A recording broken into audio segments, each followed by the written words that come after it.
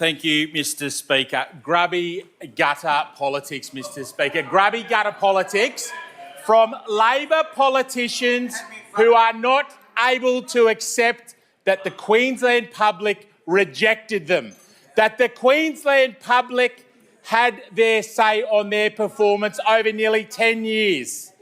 10 years of failure, 10 years of neglect, and Queensland has had their say in October, Mr Speaker. That is why we are here tonight, because they do not get it. They still think that Queensland has got it wrong. They still think that they were the best government that Queensland's ever seen, that they were the most transparent and capable government. Never mind what everyone else thought, they think they were wonderful. Mr Speaker, the member for Waterford said yesterday that electoral boundaries determine who wins and who loses. And that's a direct quote. Who wins and who loses? Not record youth crime, not the country's worst ambulance ramping, not integrity failure after integrity failure after integrity failure, not a new tax like the patients' tax, not a premier who's held in contempt of the parliament. Electoral boundaries. That tells you everything about their mindset.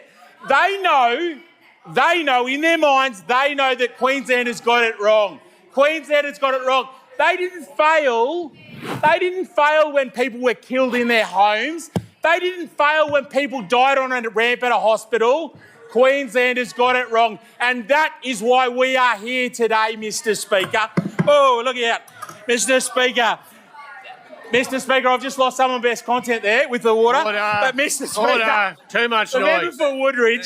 member for Woodridge actually said last sitting, when we're back on the government benches, not when we are blessed with Queensland's confidence after we bring Queenslanders back from the abyss of a failure of trust and a deficit of competence from Labor. When we are back on the government benches. That's how the member for Woodridge sees the world. So arrogance, hubris, writ large for the member for Woodridge. Mr Speaker, if those opposite genuinely want to win back Queenslanders' trust, they can start by admitting their failures.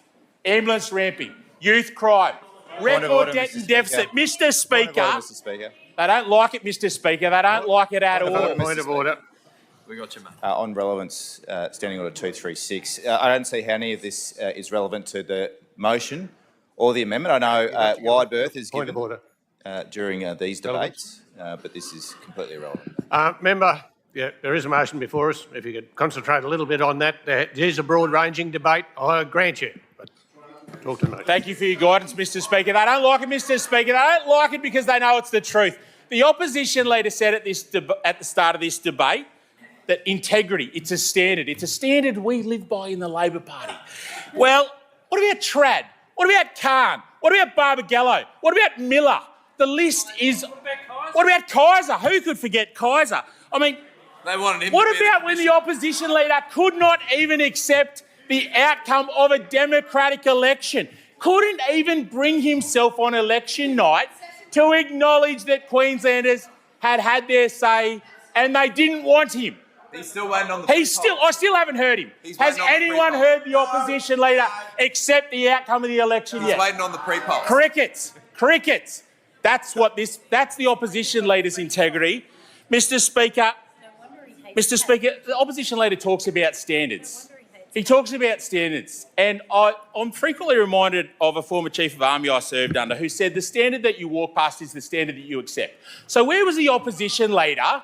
Where was the opposition leader when his mentor, Jackie Trad, was before the Triple C on corruption allegations? Or any member of some members of the front bench right now, multiple members of the opposition front bench currently being investigated by the Triple C. He's silent on it, Mr Speaker.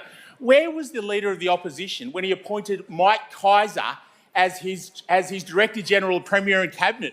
A man who was responsible for overseeing the opposition. Hardly an impartial arbiter, I'd suggest, Mr Speaker. A Labor Party MP, a former State Secretary, an admitted electoral fraudster, appointed as the highest Director General in this state, responsible for overseeing the good governance of not just the government, but also the opposition, providing resources to the opposition. That's who the Leader of the Opposition appointed when he had his chance. That's what the Leader of the Opposition thinks about integrity and standards. This is nothing more than a hollow attack designed to distract from their failures. They do not have a legislative agenda. They do not have a policy agenda. They are bereft of ideas because they will not accept the view of the Queensland public. And long may they stay on the opposition benches, Mr. Speaker. Speaker.